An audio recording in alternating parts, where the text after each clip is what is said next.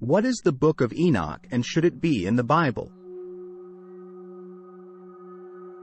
Enoch is also one of the 3 people in the Bible taken up to heaven while still alive, the only others being Elijah and Jesus.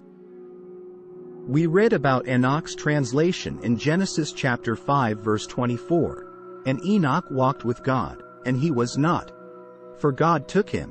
See also Hebrews chapter 11 verse 5. Most commonly, when people refer to the Book of Enoch, they mean one Enoch, which is wholly extant only in the Ethiopic language.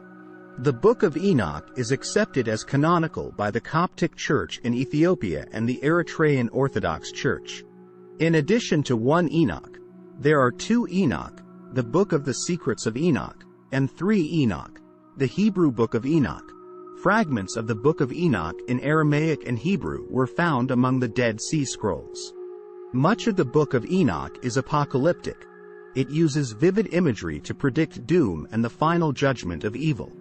There's a heavy emphasis on angelology and demonology, and a large portion of the book is devoted to filling in the backstory of Genesis chapter 6 verses 1 to 4. The Book of Enoch thus explains the origin of the Nephilim and the identity of the sons of God, mentioned in Genesis chapter 6 verse 2 and 4. The result is a strange and sensationalistic piece of non-canonical literature. In its Ethiopic form, the Book of Enoch is arranged in 5 sections. Section I, chapters 1 to 36, has Enoch pronouncing God's judgment on the angels who cohabited with the daughters of men. See Genesis chapter 6 verses 1 to 4. In this section, 200 angelic watchers rebel against God and are cast out of heaven along with Satan. On earth, they indulge their lust and have sexual relations with human women, producing the Nephilim, a race of evil giants who terrorize the antediluvian world.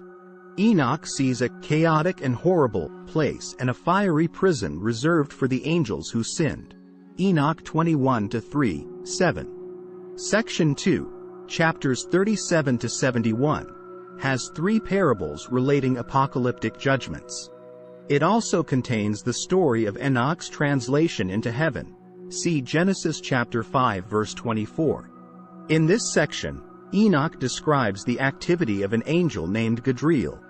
He it is who showed the children of men all the blows of death, and he led astray Eve, and showed the weapons of death to the sons of men, the shield and the coat of mail, and the sword for battle, and all the weapons of death to the children of men.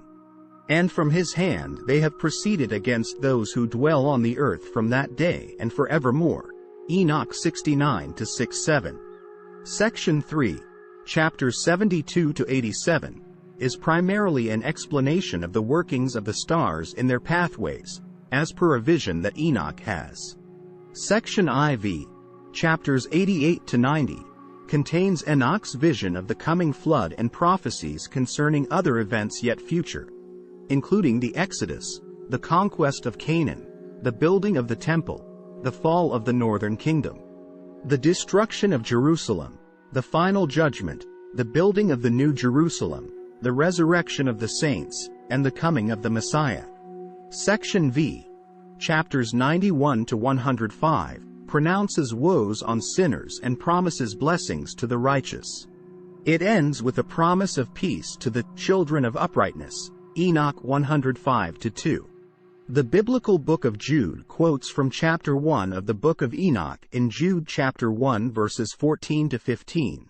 Enoch, the 7th from Adam, prophesied about these men.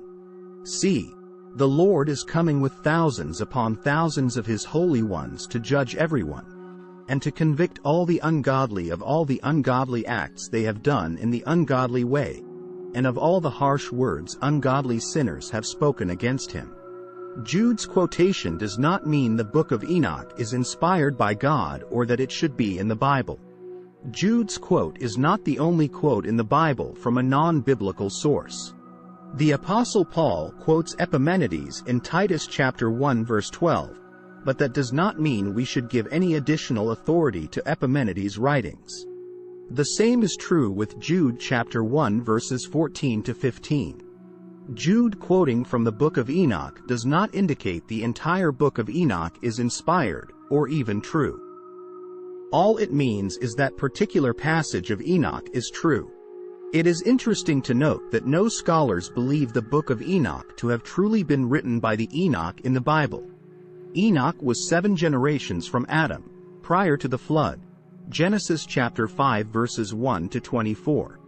Evidently, though, the words Jude quotes were genuinely something that Enoch prophesied, or the Bible would not attribute it to him. Enoch, the 7th from Adam, prophesied about these men. Jude chapter 1 verse 14. This saying of Enoch was somehow handed down through the generations and eventually recorded in the Book of Enoch. We should treat the Book of Enoch, and the other books like it, in the same manner we do the other apocryphal writings. Some of what the Apocrypha says is true and correct, but much of it is false and historically inaccurate. If you read these books, you should consider them interesting but fallible historical documents, not as the inspired, authoritative Word of God.